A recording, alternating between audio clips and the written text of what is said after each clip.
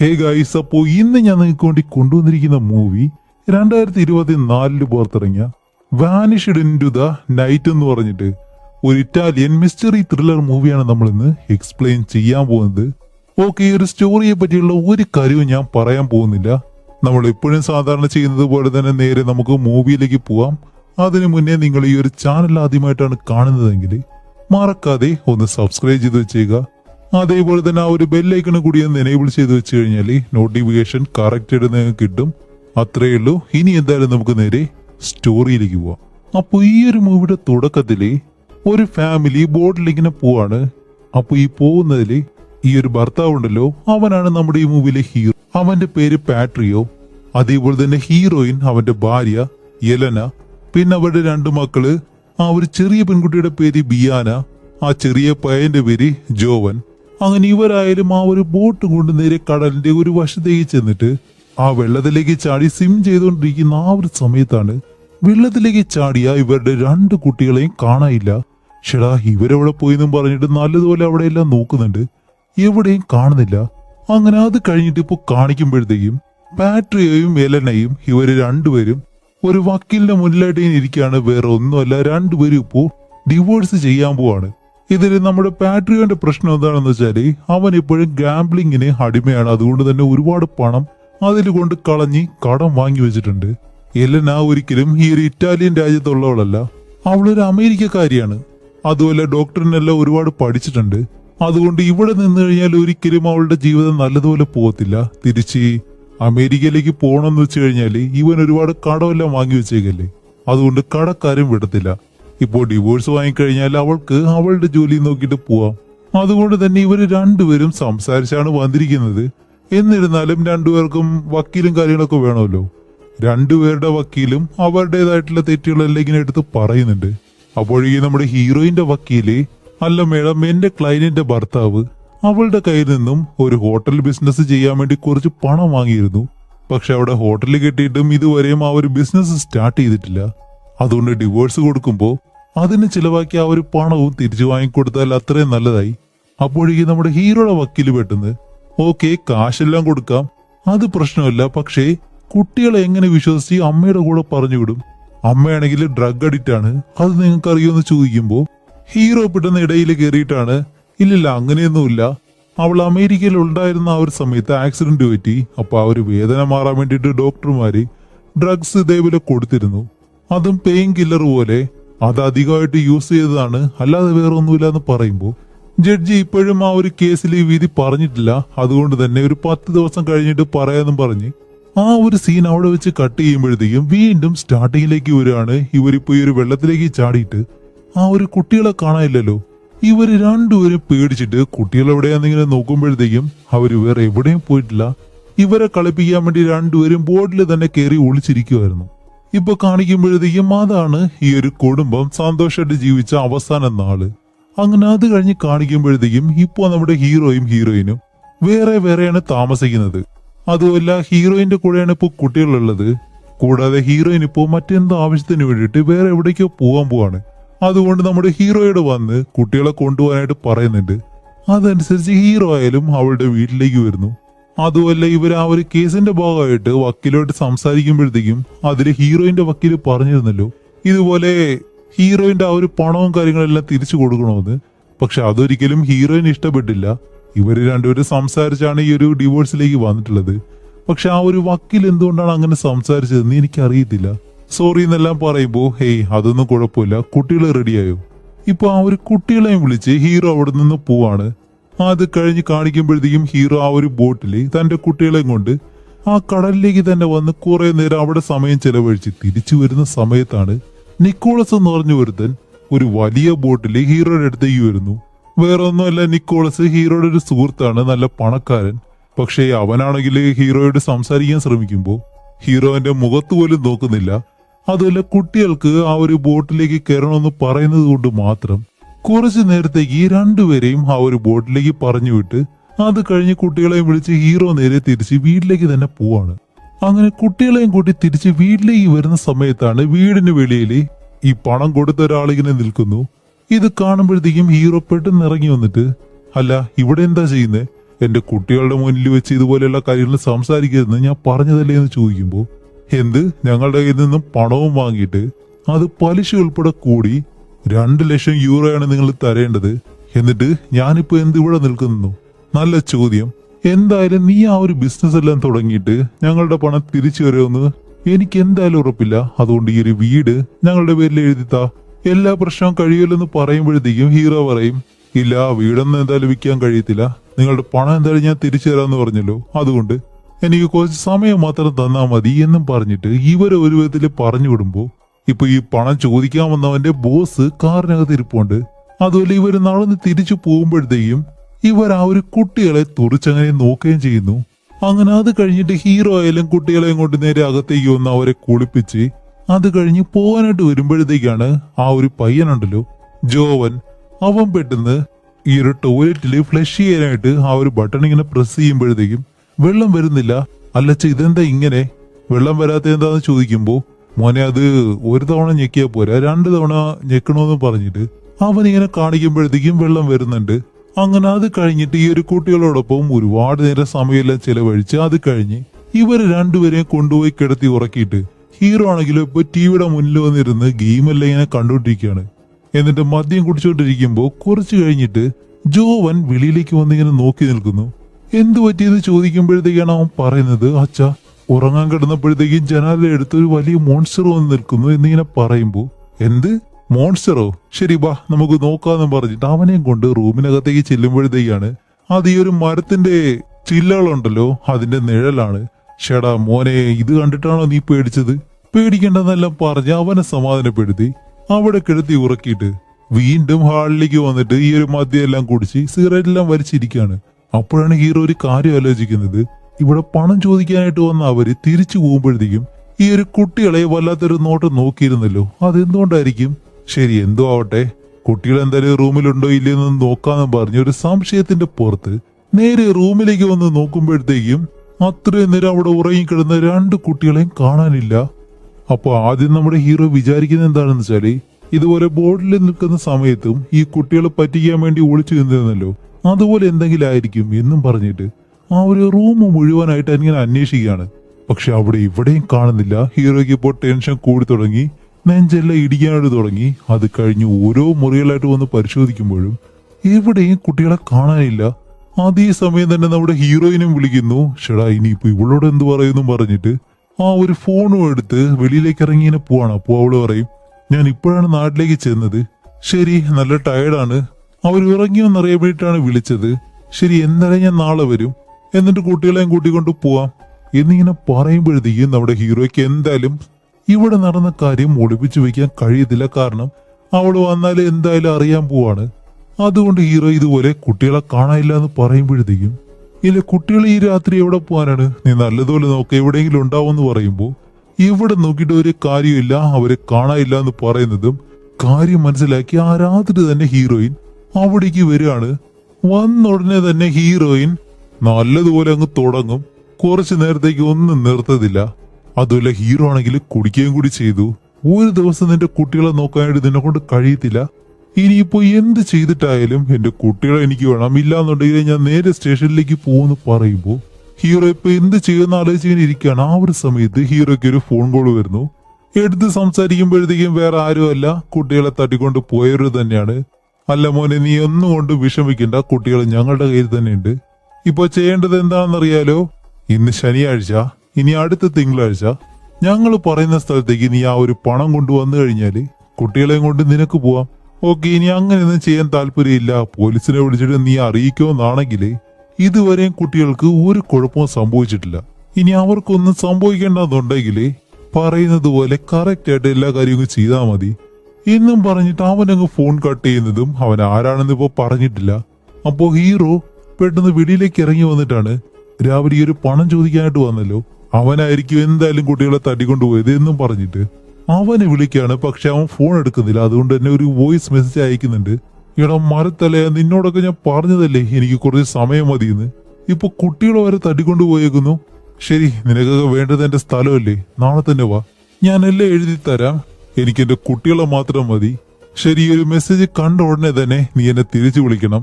എന്നും പറഞ്ഞിട്ട് ആ ഒരു മെസ്സേജ് വായിച്ച് ഹീറോ നേരെ അകത്തേക്ക് കയറി വരികയാണ്. ഇവിടെയും നമ്മുടെ ഹീറോയിൻ നിർത്തുമെന്നാണോ വീണ്ടും സംസാരിക്കാൻ തുടങ്ങുന്നു. ഇതുപോലെ ഇത്രയും പണം എന്തിനാ അവർക്ക്?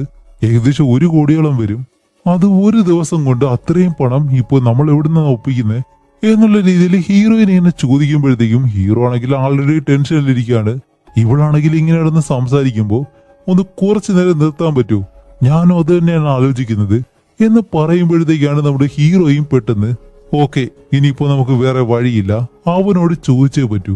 ഇത്രയും പണം ഒരു രാത്രി കൊണ്ട് തന്നെ നമുക്ക് ഒപ്പിക്കണമെന്നുണ്ടെങ്കിൽ ഇനി അവനോട് ചോദിച്ചേ മതിയാവൂ. ആരാണെന്ന് നോക്കുമ്പോഴത്തേക്കാണ് നിക്കോളസ്, ആ ഒരു ഫ്രണ്ട് ഉണ്ടല്ലോ. പക്ഷെ അവന്റെ കൂടെ പോയി ചോദിക്കേണ്ടെന്നാണ് ഹീറോ ആദ്യം പറയുന്നത്. എന്നിരുന്നാലും വേറെ വഴിയില്ല, ഇതാണ് ഒരേ ഒരു ഓപ്ഷൻ. അങ്ങനെ അടുത്ത ദിവസം തന്നെ ഇവര് രണ്ടുപേരും നേരെ നിക്കോളസിനെ കാണാനായിട്ട് പോവാണ്. വീടിന് വെളിയിൽ വരെ രണ്ടുപേരും എത്തി. പക്ഷെ അകത്തേക്ക് പോകുമ്പോഴത്തേക്കും നമ്മുടെ ഹീറോ പറയും, നീ ഇവിടെ നിൽക്ക്, ഞാൻ പോയി സംസാരിച്ചിട്ട് വരാമെന്നും പറഞ്ഞ് നേരെ നിക്കോളസിന്റെ അടുത്തേക്ക് ചെന്ന് എനിക്ക് ഇതുപോലെ പണം വേണമെന്ന് ഇങ്ങനെ പറയുമ്പോൾ നിക്കോളസ് ആണെങ്കിലും ഷടാ, ഇത്രയും കാലം വെറുപ്പും ദേഷ്യമായിട്ടൊക്കെ നടന്നിട്ട് ഇപ്പൊ നിനക്ക് എന്തിനാ ഇത്രയും പണം എന്നിങ്ങനെ ചോദിക്കുമ്പോഴത്തേക്കും ഹീറോ ഇതുപോലെ അതിന്റെ കുട്ടികൾക്ക് വേണ്ടിയിട്ടാണ്, എന്തിനാണ് ഏതിനാണെന്നൊന്നും ഞാൻ ഇപ്പൊ പറയുന്നില്ല, നിനക്ക് തരാൻ കഴിയുമെങ്കിലും പറയ്, ഇല്ലെന്നുണ്ടെങ്കിൽ ഞാൻ ഇപ്പൊ തന്നെ പോവാം എന്ന് പറയുമ്പോഴത്തേക്ക് നിക്കോളസ് പറയും, ഓക്കെ ഓക്കെ, ഞാൻ തരത്തില്ല എന്നൊന്നും പറഞ്ഞില്ലല്ലോ, എന്താണ് കാരണമെന്നല്ല ചോദിച്ചോളൂ, നിന്റെ കുട്ടികൾക്കാണെങ്കിൽ ഞാൻ എന്തായാലും തരാം. പക്ഷെ അതിനു വേണ്ടിയിട്ട് നീ എനിക്കൊരു ചെറിയ കാര്യം ചെയ്തു തരണം, ഞാൻ പറയുന്ന ആ ഒരു ജോലി ചെയ്യാനായിട്ട് നീ തയ്യാറാവണം എന്നുള്ള രീതിയിൽ നിക്കോളസ് ഇപ്പൊ എന്തോ ഒരു കാര്യത്തിൽ നമ്മുടെ ഹീറോയെ വലിച്ചിടാൻ പോവാണ്. അപ്പോൾ ഹീറോ ആയാലും അല്ല എന്ത് ജോലിയാണെന്ന് ചോദിക്കുമ്പോഴത്തേക്കാണ്, അല്ല നിന്റെ കയ്യിൽ ഒരു ചെറിയ ബോട്ടില്ലേ, ആ ഒരു ബോട്ടും കൊണ്ട് കടലില് ഈ ഒരു ദിശയിൽ പോയി കഴിഞ്ഞാല് ഒരു ചെറിയ ദ്വീപ് കാണും. ആ ഒരു ദ്വീപിനകത്താണെങ്കിൽ ഒരു റെസ്റ്റോറന്റ് ഉണ്ട്. അങ്ങനെ നീ നേരെ ബോട്ടും എടുത്ത് ആ ഒരു റെസ്റ്റോറന്റിലേക്ക് പോയിട്ട് അവിടെ ഇരുന്ന് ആഹാരം കഴിച്ചോണ്ടിരിക്കും. അപ്പൊ കുറച്ചുപേര് അവിടേക്ക് വന്ന് ഒരു സാധനം നിന്റെ കയ്യിൽ തരും. ഇപ്പൊ ആ ഒരു സാധനം നിന്റെ കയ്യിൽ എത്തിയെന്ന് അവരെനിക്ക് മെസ്സേജ് അയച്ചു കഴിഞ്ഞാല് ക്രിപ്റ്റോ കറൻസി വഴി അവർക്ക് ഞാൻ പണം കൊടുക്കും.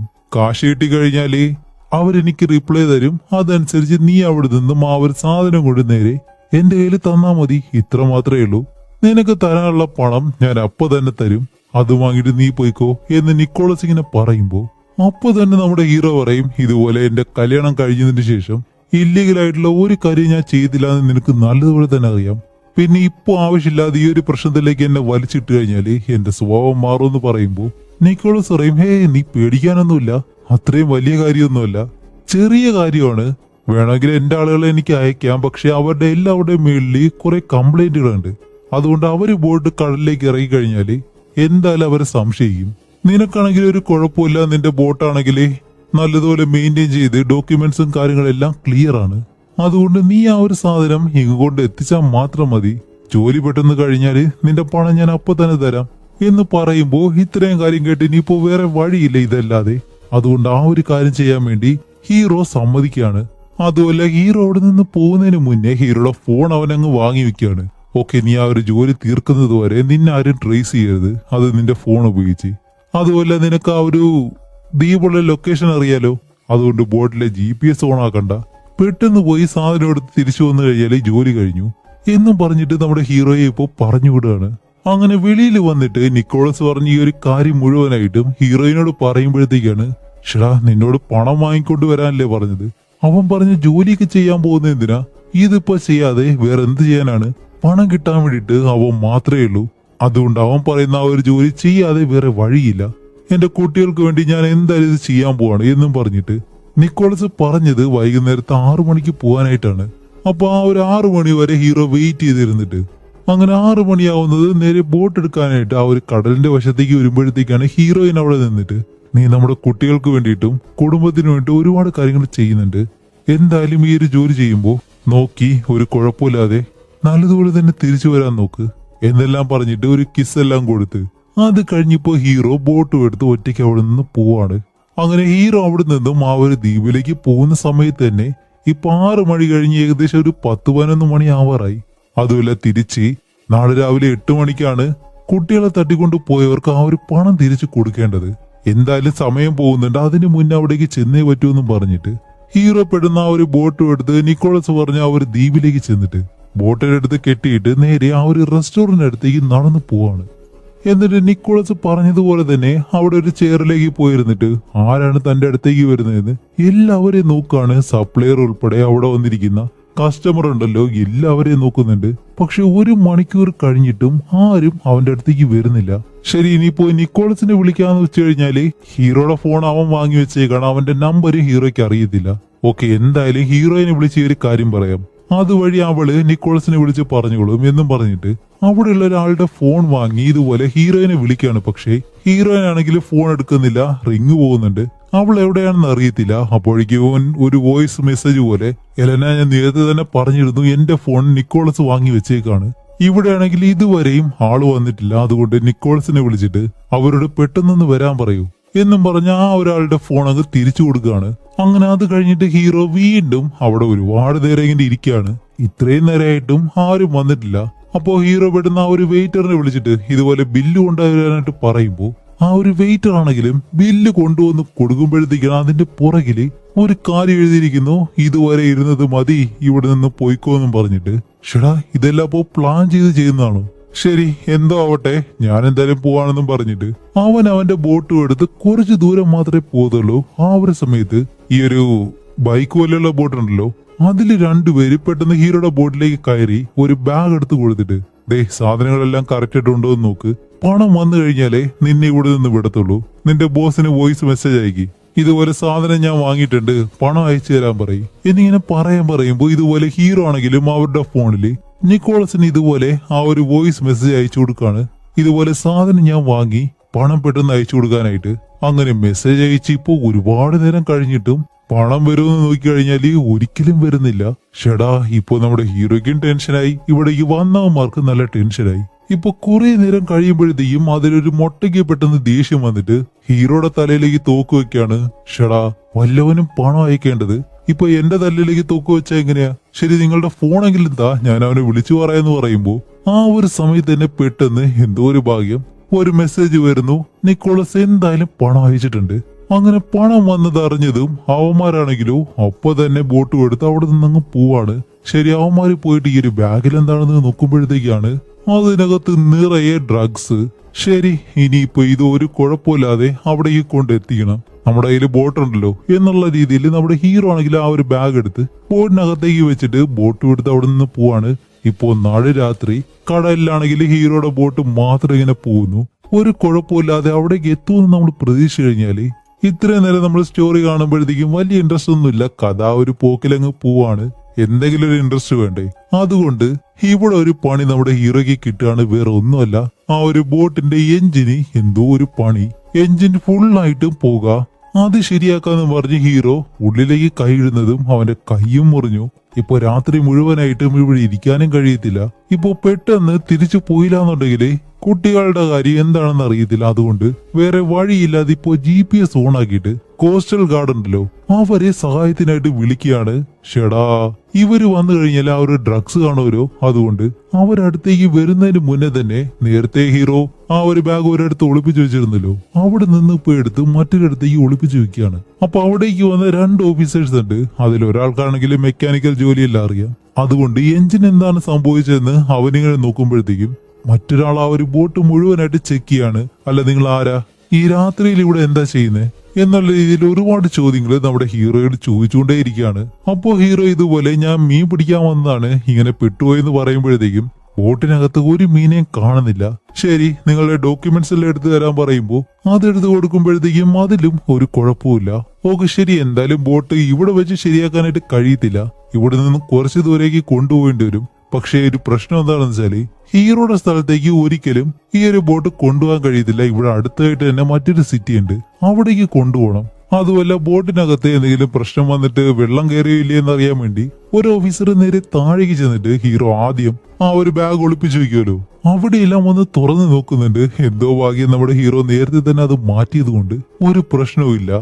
ഓക്കെ, ഇനിയിപ്പോ വേറെ വഴിയില്ലാതെ ഇവര് പറയുന്നത് കേട്ടേ പറ്റൂ. അങ്ങനെ ആ ഒരു ബോട്ടും കൊണ്ട് ഇവര് പറഞ്ഞ ആ ഒരു സിറ്റിയിലേക്ക് വരുന്നതും അടുത്ത ദിവസമായി. അപ്പോൾ തന്നെ നമ്മുടെ ഹീറോയ്ക്ക് നല്ല ടെൻഷൻ ഉണ്ട്. പെട്ടെന്ന് തന്നെ ഹീറോ അവിടെ ഒളിപ്പിച്ചു വെച്ചിരുന്ന ആ ഒരു ബാഗ് കൊടുത്തിട്ട്, ശരി, ബോട്ട് എന്തായാലും നിങ്ങളുടെ കയ്യിലല്ലേ, ശരിയാക്കിയിട്ട് പറഞ്ഞാൽ മതി, ഡോക്യുമെന്റ്സ് എല്ലാം അതിൽ തന്നെ ഇരിപ്പുണ്ട് എന്നും പറഞ്ഞിട്ട് ആ ഒരു ബാഗ് കൊടുത്ത് പെട്ടെന്ന് തന്നെ അവന്റെ സിറ്റിയിലേക്ക് പോകാനായിട്ടുള്ള ഒരു ബസ്സിലേക്ക് ഇങ്ങനെ കയറുകയാണ്.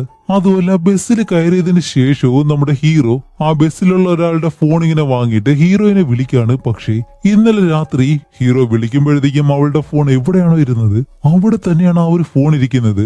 അവളാണെങ്കിൽ വന്ന് എടുക്കുന്നതുമില്ല. ഓക്കെ, എന്തായാലും അവള് ഫോൺ എടുത്തില്ലെങ്കിലും കുഴപ്പമില്ല. എന്തായാലും കുട്ടികളെ രക്ഷിക്കാൻ വേണ്ടി നിക്കോളസ് പറഞ്ഞ ഈ ഒരു സാധനം നിക്കോളസിന്റെ അടുത്തേക്ക് ചെന്ന് ഈ ഒരു ഡ്രഗ് കൊടുത്ത് പണം വാങ്ങണം, അതാണ് പ്രധാനം. അതുകൊണ്ട് തന്നെ ആ ഒരു ബസ്സിൽ നേരെ അവന്റെ ആ ഒരു സിറ്റിയിലേക്ക് വന്ന് ഇറങ്ങിയിട്ട് അവിടെ നിന്ന് നേരെ നിക്കോളസിന്റെ അടുത്തേക്ക് ഓടുകയാണ്. അങ്ങനെ ഡോറിലേക്ക് വന്ന് തട്ടുമ്പോഴത്തേക്കാണ് അതിനകത്ത് നിന്നും ഒരു പെണ്ണാണ് കതക് തുറക്കുന്നത്. അതുമല്ല അകത്ത് കാണിക്കുമ്പോ എന്തോ ഒരു വലിയ പാർട്ടി നടക്കുന്നു.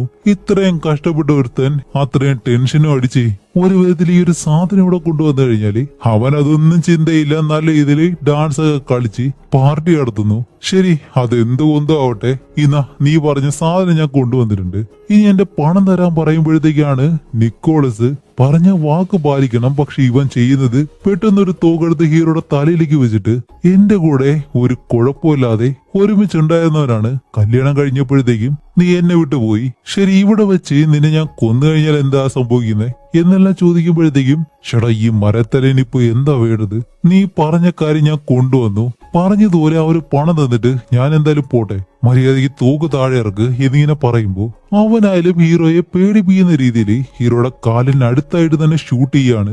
ഒന്ന് അനക്കി കഴിഞ്ഞാൽ ഹീറോയുടെ കാൽ എന്തായാലും മുറിയായിരുന്നു. ഇതുകൂടിയാവുന്നത് ഹീറോയ്ക്ക് നല്ല ദേഷ്യം വന്നിട്ട് അവനെ പിടിച്ചിങ്ങനെ ഇടിക്കുകയാണ്.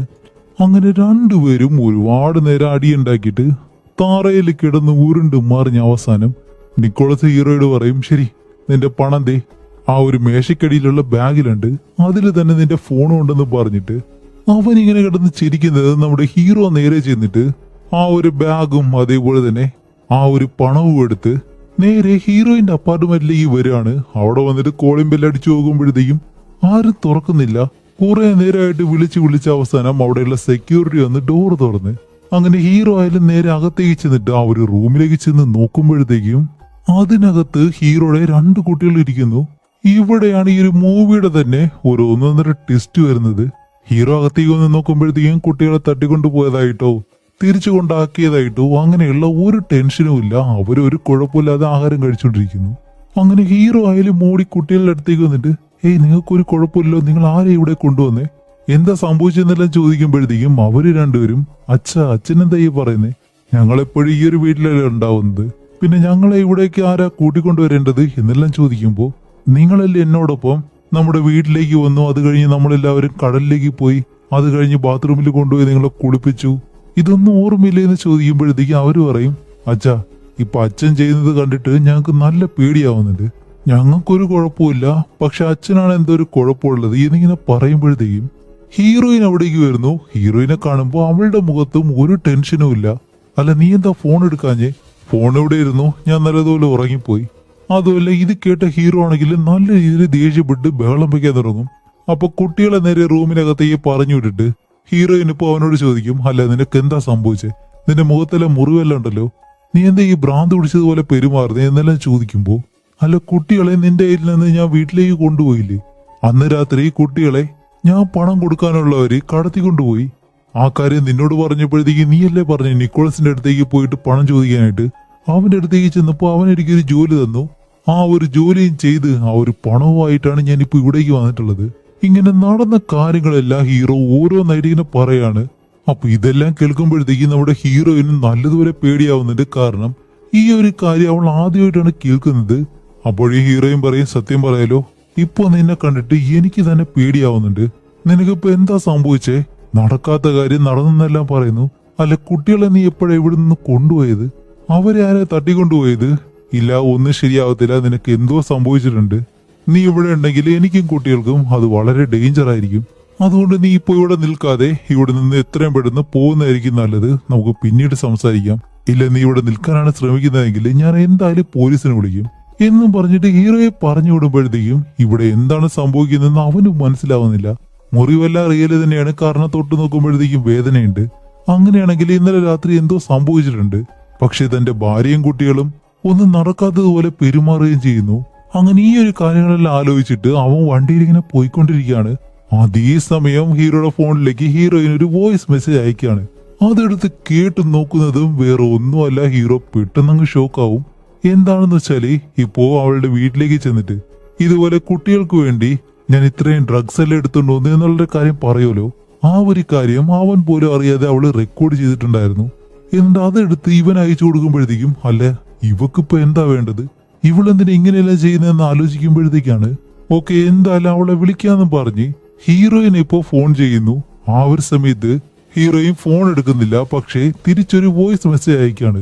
അതിലിപ്പോ പറയുന്നത് എന്താണെന്ന് വെച്ചാല് ഇത്രയും നാളെ നിന്നോടൊപ്പം ഞാൻ ജീവിക്കാഞ്ഞത് നീ കടമെല്ലാം വാങ്ങി വെച്ച് ആ ഒരു രീതിയിൽ ജീവിച്ചത് കൊണ്ടാണ്. പക്ഷെ ഇപ്പോഴാണെങ്കിലോ നീ ഒരു ഭ്രാന്തനെ പോലെയാണ് പെരുമാറുന്നത്. അതുകൊണ്ട് ഇനി ഒരിക്കലും ഞാനും കുട്ടികളും നിന്നോടൊപ്പം ഉണ്ടാവത്തില്ല.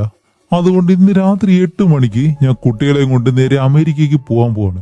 നീ അവിടേക്ക് വന്ന് കുട്ടികളെ എന്നോടൊപ്പം തന്നെ വിടണം എന്നുള്ള ആ ഒരു പേപ്പറിൽ സൈൻ ചെയ്ത് തരണം. ഇല്ലാന്നുണ്ടെങ്കിൽ നീ സംസാരിച്ച ഈ ഒരു വോയിസ് റെക്കോർഡ് ഉണ്ടല്ലോ, അത് ഞാൻ എന്തായാലും പോലീസിന് അയച്ചു കൊടുക്കും എന്ന് പറയുമ്പോഴത്തേക്കും നമ്മുടെ ഹീറോയ്ക്ക് അതിലും നല്ല ദേഷ്യം. കാരണം ഇത്രയും പ്രശ്നത്തിനിടയിൽ ഇപ്പൊ സ്വന്തം ഭാര്യ തന്നെ അവരെ ബ്ലാക്ക് മെയിൽ ചെയ്യാണ്. ഓക്കെ എന്തായാലും എന്താണ് സംഭവിച്ചതെന്ന് അവളോട് തന്നെ ചോദിക്കാന്ന് പറഞ്ഞ് നേരെ വീട്ടിലേക്ക് ചെല്ലാണ്. ഡോറ് വരെ ചെന്നിട്ട് അകത്തേക്ക് കയറത്തില്ല. കുറച്ചു നേരം ആലോചിച്ചിട്ട് അവളോട് ചോദിച്ചു കഴിഞ്ഞാൽ അവൾ എന്തായാലും അതിനെ സമ്മതിക്കത്തില്ല എന്നോട് സംസാരിക്കാനായിട്ട്. അതിൽ നല്ലത് കുട്ടികളോട് സംസാരിക്കാം. ഈ ഒരു സമയത്താണെങ്കിൽ കുട്ടികള് ഈ ഹോഴ്സ് റൈഡിങ് ആ ഒരു ക്ലാസ്സിന് പോവും. അങ്ങനെ ഹീറോ നേരെ അവിടേക്ക് ചെന്ന് കുട്ടികളെ രണ്ടുപേരെയും വിളിച്ചിട്ട് അത് കഴിഞ്ഞിപ്പോ അവരോട് ചോദിക്കാണ്, മക്കളെ രണ്ടുപേരും അച്ഛൻ ചോദിക്കുന്ന ചോദ്യത്തിന് മറുപടി കറക്റ്റ് ആയിട്ട് പറയണം. അതും ആലോചിച്ച് കഴിഞ്ഞ ദിവസം നിങ്ങൾ രണ്ടുപേരും അച്ഛനോടൊപ്പം വീട്ടിൽ വന്നില്ലേ, അതില് ജോവൽ നീയാണെങ്കിലോ റൂമിലെ മോൺസ്റ്ററിനെ കണ്ടു എന്ന് പറഞ്ഞിട്ട് രാത്രി എന്റെ അടുത്ത് വന്നില്ലേ, ഞാനല്ലേ നിന്നെ കൊണ്ടുവന്നിട്ട് വീണ്ടും ഉറക്കി കിടത്തിയത്, അത് നിനക്ക് ഓർമ്മയില്ലേ എന്ന് ചോദിക്കുമ്പോ അവൻ പെട്ടെന്ന് അതേ അച്ഛാ അത് നടന്നതുപോലെ തന്നെയാണ്, പക്ഷെ കണ്ണുറക്കുമ്പോഴത്തേക്കും ഞങ്ങള് അമ്മയുടെ വീട്ടിലായിരുന്നു, അതുകൊണ്ട് അവനൊന്നും വലിയ രീതിയിൽ ഓർമ്മയില്ല എന്നിങ്ങനെ പറയുമ്പോഴത്തേക്കും ശരി മൂത്ത പെൺകുട്ടിയോട് ചോദിക്കാന്ന് പറഞ്ഞ് ബിയാനോട് ചോദിക്കും, അല്ല മോളെ നമ്മൾ രണ്ടുപേരും കടലിലേക്ക് പോയിട്ട് ഒരുപാട് നേരം അവിടെ സമയം ചെലവഴിച്ചില്ലേ, അത് മോൾക്ക് ഓർമ്മയില്ലേ എന്ന് ചോദിക്കുമ്പോ അവൾക്കും ഒരു ഡൗട്ടാണ്, നടന്നതുപോലെയും നടക്കാത്തതുപോലെ അവൾക്ക് തോന്നുന്നുണ്ട്. പക്ഷെ അച്ഛൻ ഇങ്ങനെയൊക്കെ ചോദിക്കുമ്പോഴത്തേക്കും എനിക്ക് നല്ല പേടിയുണ്ട് എന്നവള് പറയുന്നുണ്ട്. ആ ഒരു സമയത്ത് ഹീറോയിൻ നേരെ അവിടേക്ക് വന്ന് കുട്ടികളെ പറഞ്ഞു വിട്ടിട്ടാണ് ശരി നീ ഇവിടെ എന്താ ചെയ്യുന്നതെന്ന് ചോദിക്കുമ്പോ അവൻ പെട്ടെന്ന് തിരിച്ചു ചോദിക്കും, അല്ല ഇപ്പോ വോയിസ് എല്ലാം വെച്ചിട്ട് ബ്ലാക്ക് മെയിൽ എല്ലാം ചെയ്യുന്നു, അല്ല നിനക്ക് എന്താ വേണ്ടതെന്ന് ചോദിക്കുമ്പോ എനിക്കെന്ത് വേണം, നീയല്ലേ ഒരു ബന്ധമില്ലാതെ പല കാര്യങ്ങളും പറയുന്നത്, നടക്കാത്ത കാര്യങ്ങളെല്ലാം നടന്നു എന്ന് പറയുന്നു, ഒരു ഭ്രാന്തനെ പോലെ എല്ലാം പെരുമാറുന്നു, അതുകൊണ്ട് ഇനി എന്തായാലും ഈ ഒരു നാട്ടിൽ നിന്ന് കഴിഞ്ഞാല് എനിക്കും കുട്ടികൾക്കും അത് ശരിയായിരിക്കത്തില്ല, അതുകൊണ്ടാണ് ഇന്ന് തന്നെ ഞാൻ പോകുന്നെന്ന് പറയുന്നത്. അതുകൊണ്ട് ഞാൻ പറഞ്ഞതുപോലെ തന്നെ രാത്രിയില് കുട്ടികളെ കാണാനായിട്ട് വന്നിട്ട് ആ ഒരു പേപ്പറിൽ സൈൻ ചെയ്ത് ഞങ്ങള് വെറുതെ വിടണമെന്നും പറഞ്ഞ് അവൾ അവിടെ നിന്ന് പോകുന്നതും ഇപ്പൊ നമ്മുടെ ഹീറോയ്ക്ക് കിളി വറക്കുന്നുണ്ട്. കാരണം ഇത്രയും നേരം എന്താണ് സംഭവിക്കുന്നത്, വീണ്ടും വീണ്ടും ഒരേ പ്രശ്നം തന്നെയാണ്. ആ ഒരു കുഴപ്പത്തോടെ തന്നെ ഹീറോ നേരെ തന്റെ വീട്ടിലേക്ക് പോവാണ്. അങ്ങനെ അത് കഴിഞ്ഞിട്ട് നേരെ ബാത്റൂമിലേക്ക് ചെന്ന് തന്റെ ഡ്രസ്സ് ചേഞ്ച് ചെയ്യുന്ന ആ ഒരു സമയത്താണ് ബാത്റൂമിലെ ആ ഒരു ടോയ്ലറ്റിലെ എന്തോ ഒരു കവർ കിടക്കുന്നു. അതുപോലെ അപ്പോഴാണ് നമ്മുടെ ഹീറോ ഒരു കാര്യം ആലോചിക്കുന്നത്, ഇതുപോലെ കഴിഞ്ഞ ദിവസം തന്റെ കുട്ടികളെ കൊണ്ടുവരുമ്പോഴത്തേക്കും ജോവൻ ഉണ്ടല്ലോ ആ ഒരു ബാത്റൂമിന്റെ ഫ്ലഷിലെ ഒരു വട്ടം പ്രസ് ചെയ്തിട്ട് വെള്ളം വരുന്നില്ല എന്ന് പറയുമല്ലോ. അപ്പോ ഹീറോ ആയാലും പറയും അത് 2 വട്ടം പ്രസ് ചെയ്താലേ വെള്ളം വരത്തുള്ളൂ. പക്ഷെ ഈ ഒരു കാര്യം അറിയാതെ വേറെ ആരോ വീടിനകത്ത് വന്ന് ഈ ഒരു കവറിനകത്തിട്ടിട്ട് ഫ്ലഷ് ചെയ്യാൻ ശ്രമിച്ചു, പക്ഷെ അത് ഫ്ലഷ് ആയില്ല. അങ്ങനെ ആ ഒരു കവറും എടുത്ത് ഹീറോ ഇപ്പൊ പോകുന്നത് ഹീറോയിന്റെ വീട്ടിലേക്കാണ്. പക്ഷെ അവിടേക്ക് ചെല്ലുമ്പോഴത്തേക്കും ഹീറോയിൻ ആൾറെഡി തന്നെ കുട്ടികളെ കൊണ്ട് എയർപോർട്ടിലേക്ക് പോയിരുന്നു. അതുപോലെ എന്തായാലും ഹീറോയിൻ വീടിന്റെ കീ എന്തായാലും സെക്യൂരിറ്റിയുടെ കയ്യിൽ കൊടുത്തിട്ടേ പോകത്തുള്ളൂ. അത് മനസ്സിലാക്കിയ ഹീറോ പെട്ടെന്ന് സെക്യൂരിറ്റിയോട് പറയും, ഇതുപോലെ അവരൊരു കാര്യം മറന്നു വെച്ചു, അത് എടുത്തുകൊണ്ട് പോകാനായിട്ടാണ്, പെട്ടെന്ന് കീ തന്നു കഴിഞ്ഞാൽ ഞാൻ അതും എടുത്ത് തിരിച്ചു പോകാന്നും പറഞ്ഞ ആ ഒരു സെക്യൂരിറ്റിയുടെ കയ്യിൽ നിന്നും കീയും വാങ്ങി നേരെ അവളുടെ വീടിന്റെ ആ ഒരു റൂമും തുറന്ന് അകത്തേക്ക് ചെന്നിങ്ങനെ നോക്കാണ്. എന്നിട്ട് അവൾ യൂസ് ചെയ്യുന്ന ആ ഒരു മരുന്നുകളുണ്ടല്ലോ അത് ഓരോന്നായിട്ട് ഇങ്ങനെ എടുത്തു നോക്കുന്നതും അവിടെയാണ് അടുത്തൊരു ടെസ്റ്റ്. വേറെ ഒന്നുമല്ല, ഹീറോയിൻ യൂസ് ചെയ്യുന്ന ആ ഒരു മരുന്നുകളിൽ ഒന്നിന്റെ കവറാണ് ഹീറോയുടെ വീട്ടിലെ ആ ഒരു ടോയ്ലറ്റിൽ കിടന്നത്. അതുമല്ല അവളുടെ ആ ഒരു ടാബ്ലറ്റിന്റെ ഒരു സ്ട്രിപ്പ് മാത്രം കട്ട് ചെയ്തും എടുത്തിട്ടുണ്ട്. അതുമല്ല ഹീറോയുടെ കയ്യിലുള്ള ആ ഒരു സ്ട്രിപ്പിന്റെ കവർ ഉണ്ടല്ലോ അത് ഇതിലൂടെ മാച്ച് ചെയ്യുമ്പോഴത്തേക്കും രണ്ടും കറക്റ്റ് തന്നെയാണ്. അങ്ങനെയാണെങ്കിൽ ഇതിൽ നിന്നും ഒരു മരുന്ന് എടുത്തിട്ടാണ് അവള് വീട്ടിലേക്ക് വന്നിട്ടുള്ളത്. ഇതും കൂടി മനസ്സിലാക്കുന്നത് ഹീറോ പെട്ടെന്ന് തന്റെ കാർ കൊടുത്ത് നല്ല വേഗതയിൽ വരികയാണ്, നല്ല ദേഷ്യമുണ്ട്. എന്നിട്ട് ഹീറോയിനെ വിളിച്ച് ഇതുപോലെ പറയും, നീ ആ ഒരു ഡോക്യുമെന്റിൽ സൈൻ ചെയ്യാനല്ലേ പറഞ്ഞത്, അതിനു വേണ്ടിയിട്ടാണ് ഞാൻ ഇപ്പോൾ വന്നുകൊണ്ടിരിക്കുന്നത്. അതുകൊണ്ട് എവിടെയും പോകരുത്, അവിടെ തന്നെ വെയിറ്റ് ചെയ്യണമെന്ന് പറഞ്ഞിട്ട് ഹീറോ ഇപ്പോൾ എയർപോർട്ടിലേക്ക് പോകുമ്പോഴത്തേക്കും ഇവിടെ സംഭവിച്ച എന്താണെന്ന് ആ ഒരു ഫ്ലാഷ് ബാക്കിൽ നമുക്കിപ്പോൾ കാണിച്ചു തരികയാണ്.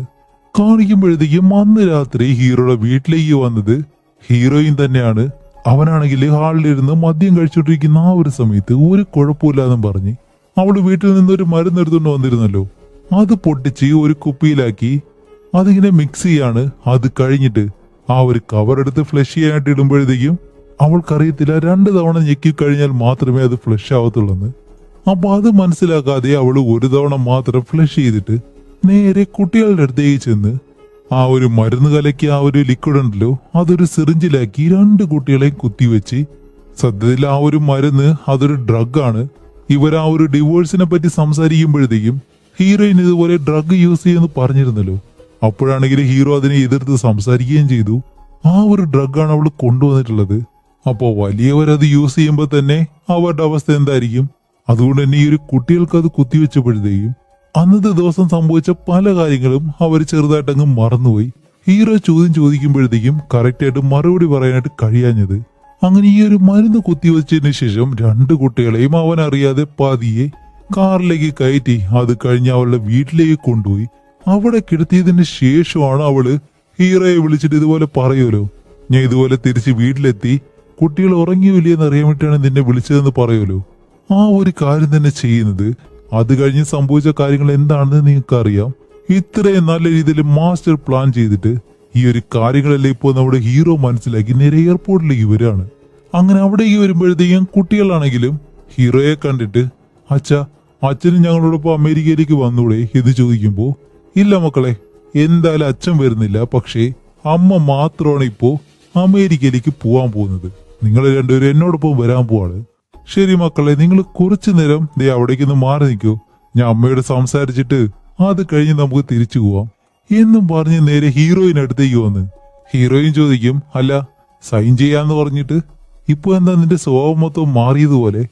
അപ്പോഴാണ് ഹീറോ ആ ഒരു മരുന്നിന്റെ കവർ എടുത്ത് കാണിച്ചിട്ട്, നീ ചെയ്തത് എന്താണെന്ന് എനിക്ക് നല്ലതുപോലെ മനസ്സിലായി. നിനക്ക് ഈ ഒരു നാട്ടിൽ ജീവിക്കാൻ താല്പര്യമില്ല, പക്ഷെ കുട്ടികളെ എന്റെ നിന്ന് കൊണ്ടുപോകുന്നതിന് വേണ്ടി എന്നെ എന്തിനാ നീ മോശക്കാരനാക്കുന്നത്?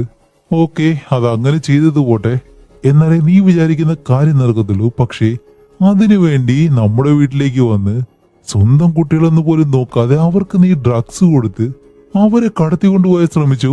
ഒരുപക്ഷെ അതില് അവർക്ക് എന്തെങ്കിലും സംഭവിച്ചിരുന്നെങ്കിലോ എന്നെല്ലാം ചോദിക്കുമ്പോഴത്തേക്കാണ് അവള് പെട്ടെന്ന് പറയുന്നത്, ഓ അപ്പൊ നീ അതെല്ലാം കണ്ടുപിടിച്ചല്ലേ, ശരി നീ പോയി പോലീസിൽ പരാതി കൊടുക്ക്.